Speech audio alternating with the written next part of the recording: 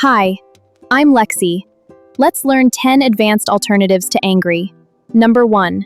Annoyed. It means slightly angry. Example, I'm annoyed that the bus is late again. Number 2.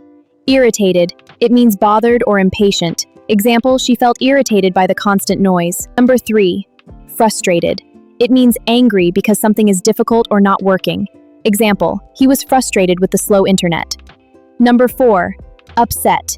It means unhappy or angry, often in a personal situation. Example, they were upset about the unfair decision. Number 5. Cranky. It means slightly angry, easily irritated, or in a bad mood.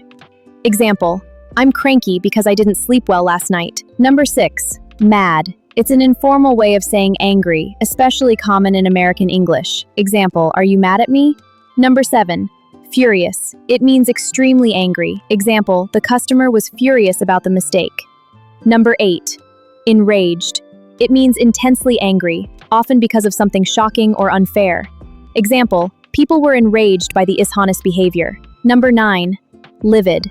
It means extremely angry, informal but powerful. Example, he was livid when he discovered the damage. Number 10. Fuming. It means very angry but often trying to contain it. Example, she was fuming after reading the email. And that's it. 10 better ways to say angry in English. See you next time and try not to get too fuming.